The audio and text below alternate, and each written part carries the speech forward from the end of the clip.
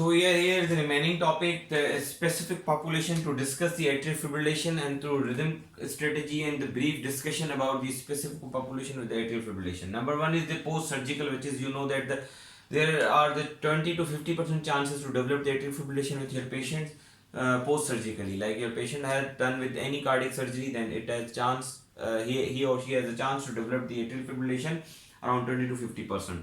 So what are the risk factors which actually increases the chance of of developing the atrial fibrillation in your patients? Number one is age, more than 75 years. Number two is male gender. Number three is diabetes. Number four is obese. If your patient is obese, they have more chance to develop the atrial fibrillation.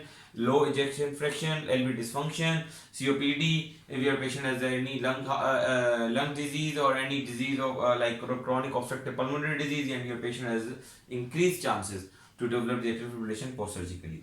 So what you can do, which drugs actually decreases the if you give the pre-op the drug, which are the drugs which actually give you, if you give to your patients pre-operatively pre-op, then the chance of that atrial fibrillation would be decreases. These are the amiodarone, statins, and the colchicine. So these are the three drugs which actually decreases the post-op atrial fibrillation, the chances of the or of developing the post-op atrial fibrillation. What are the treatment? The treatment is obviously the rate limiting. It is a rate, you have to just control the rate, and it is self limiting. You do not have to do anything, and but it is self limiting disease, so it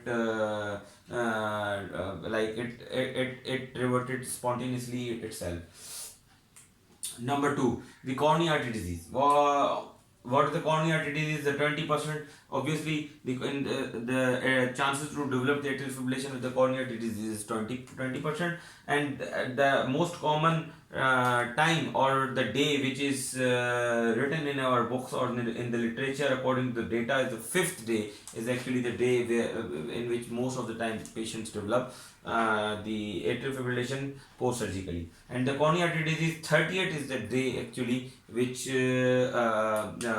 on which patient actually develops the atrial fibrillation after MI or after coronary disease, the history of coronary disease. And obviously, then the guidelines suggest if your patient has acute myocardial infarction and your patient is presenting to you acute myocardial infarction, and he or she develops that atrial fibrillation in the emergency room, you have to do the immediate synchronized cardioversion, because it would worsen your patient, it would get the kick, and you have to restore that kick to maintain the cardiac output, because your patient is already with the compromised myocardial function, having that acute myocardial infarction. Then obviously, because of the atrial fibrillation, if that kick would be lost, then your patient would get worse. Now the HCM, the rest of the things which we have discussed in our past lecture is the same, but the important thing is here is that you do not need to calculate the Chadwick's, because of the hypertrophic cardiomyopathy, your patient has increased risk of to develop the stroke and all these things, and this risk already increases. That's why you will not calculate the Chadwick's to anticoagulate your patient, but you will anticoagulate your patient with the HCM if your patient has a Chadwick's of even 1 or 0. If your patient has a Chadwick's of 0, you have to anticoagulate your patient with the HCM. The important thing is WPW. We have almost discussed all the things about the WPW with your patients with atrial fibrillation, but you have to keep one thing in your mind, that in WPW you have to obviously risk stratify your patient. But if your patient has atrial fibrillation, or if your patient has spontaneously on spontaneous ECG with a pre-excitation, if your patient has atrial fibrillation, or your patient develops atrial fibrillation on exercise tolerant stress, if you are risk stratifying your patient, then it is itself a high risk. Then you are obviously, because there is a sudden cardiac death, 0.6% per year is a certain chance of sudden cardiac death in your patient. So you have to convert them. You have to restore the normal sinus rhythm with the albuterolide and the procainamide, and obviously you have to plan for the catheter ablation, those patients to ablate that SS3 pathways. Because again, if your patient has a SS3 pathway like here, and there's atrial fibrillation going on, and obviously AV node, if it blocks that all atrial fibrillation waves here, then it would go through that and it reaches the atrial in the LV and it causes the ventricular fibrillation. That's why in WPW the chances of develop the ventricular fibrillation and the sudden cardiac risk is increases than the rest of the other patients.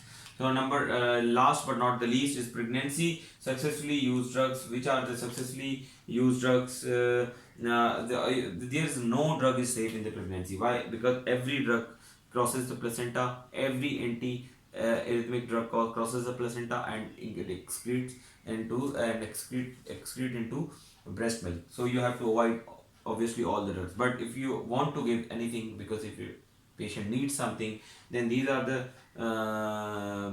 successful drugs to be studied in these various studies. These are the quinidine, amiodarone, sotalol and flecainide. These are the 4 drugs which you can use in your patient with the pregnancy. But keep one thing, if you want to keep just want to remember one drug, then quinidine, because quinidine is a drug of choice and it has been we have been using that drug since a long time in our pregnant females. So that quinidine is a drug of choice to convert or to use the drug if you actually want to use any antiarrhythmic drugs with your patients. So quinidine is a drug of choice.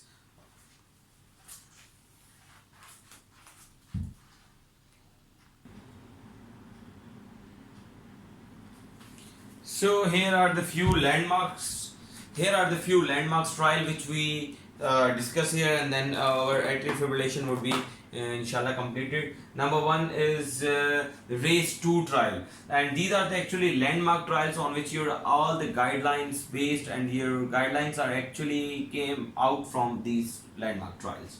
Number one is RACE 2 trial. RACE 2 trial actually told us that because initially we were like giving the strict control to the patient as we do in our coronary artery disease patients. Initially there was a strict control of the atrial fibrillation, and we were just controlling the rate of our patient in the atrial fibrillation was less than 80. But then the RACE 2 trial came and it actually showed that the lenient control is better.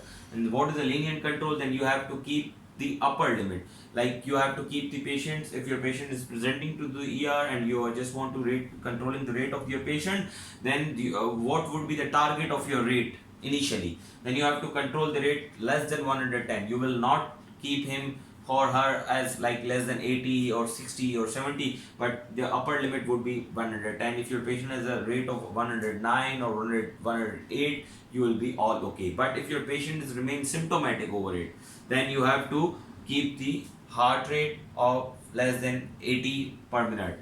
That was the indication, that is the indication which actually came out from that RACE 2 trial. Why? Because RACE 2 trial showed that the lenient control is better, and that if you just keep your patient's rate of less than 110, then your patients remain more better and it reduces the hospitalization. And that's and if the symptoms persist, then you have to keep the rate of less than 80. Second was obviously the landmark and the most famous trial was the AFFIRM trial, which actually told us that rate versus rhythm strategy. What is better? Rate is better or rhythm?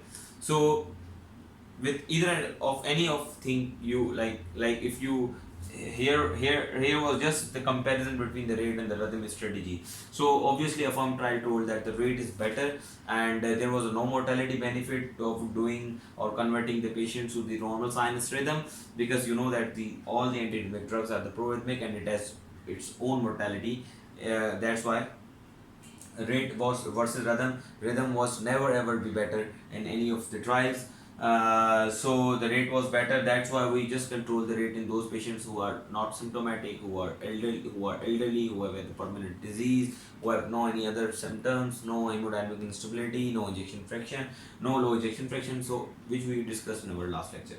So that was actually AFFIRM trial which actually told us, and which actually based whole the guidelines on the rate strategy rather on the rhythm strategy. So now there are the big difference between the patients of the normal ejection fraction and the low ejection fraction. Because in the low ejection fraction, I told you that there is a loss of kick, the loss of that card, because from the atrial contraction, your atrial kick, it contributes to 30% of your cardiac output. When that atrial kick lost, then it means you have lost your 30% of the cardiac output. And especially on those patients who have low ejection fraction, who have already low cardiac output state, you have to restore that cardiac that atrial kick. That's why in atrial fibrillation AF-HF trial, that was again the rate versus rhythm, but in the heart failure patients, because we saw that most of the patients who getting their normal sinus rhythm, and they get better if they have the low ejection fraction. That's why they have done a trial AF-HF, and that trial told us that rhythm is better than the rate in the heart failure patient or in the patients with the low ejection fraction. Why? Because as I told you that you have to just restore that atrial kick, and you just want to that 30% which have lost because of that atrial fibrillation. So rate versus rhythm in the heart failure patient, just keep in mind that rhythm is better in the heart failure patient. Why? Because you just want to that atrial kick back. But there was no mortality benefit. Keep that thing in your mind, that there was no mortality benefit with that trial, but it reduces the hospitalization. It reduces the hospitalization. That's why now most of the time your seniors ask that your patient is in low ejection fraction state and your patient is having the signs of heart failure. What if do you want to restore the normal sinus rhythm in your patient? Then your answer would be yes. Why? You just want to that atrial kick back. Number 4, which is a very important trial, it recently came in 2019, Race Equus 7 trial. That trial was between the delayed DC cardioversion or the early DC cardioversion in the ER, because you know that you observe that we ourselves, whenever a patient presenting to the ER, and if we want to do the DC cardioversion, we always do hurry to do the DC cardioversion in those patients to restore the normal sinus rhythm.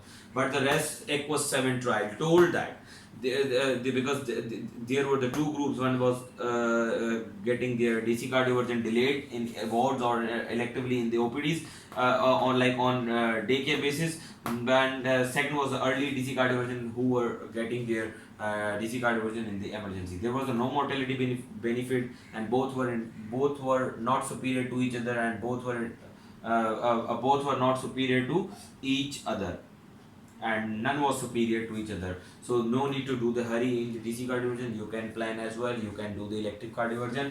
There is no mortality benefit with doing the DC cardioversion on immediate basis.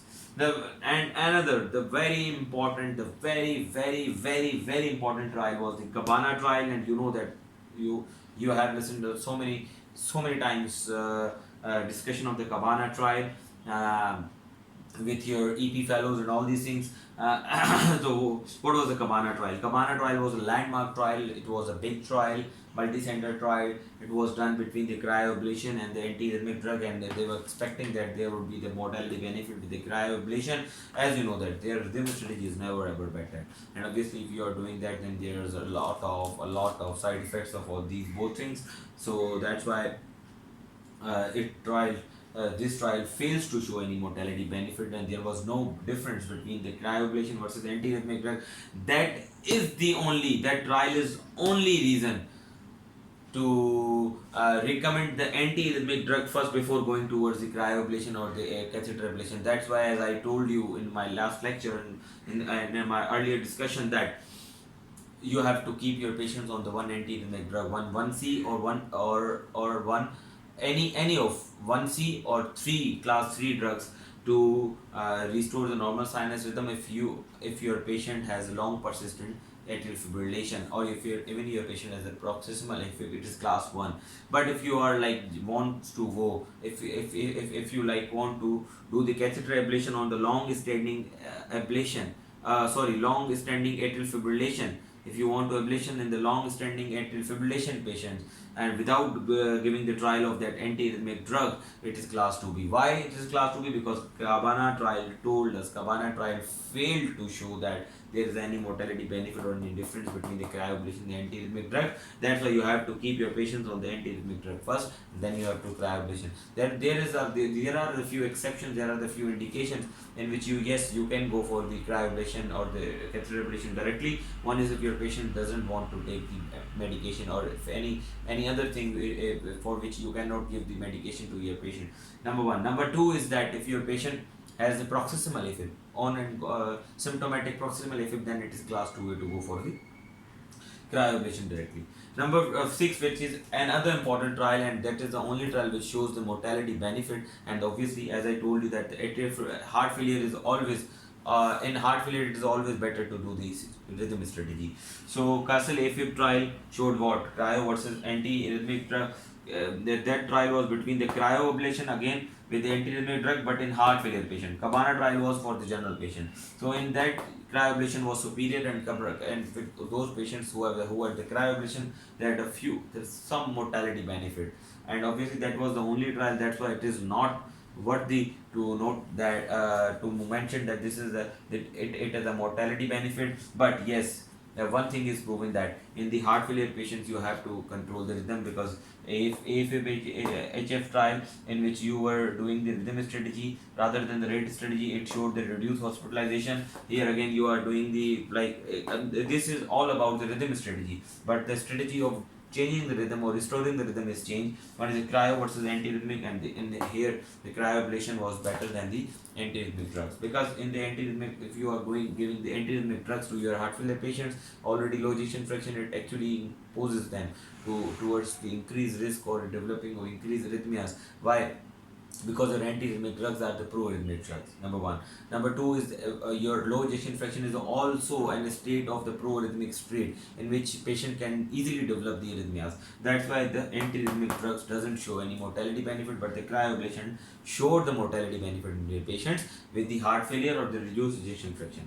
Number 7, the last but not the least, is fire and ice. As name shows, that there is something between fire and ice, and cryo is ice, radio is fire. So there was a comparison between the catheter ablation with the cryo or radio, but there was no mortality benefit. There was none of them was superior to each other. Both were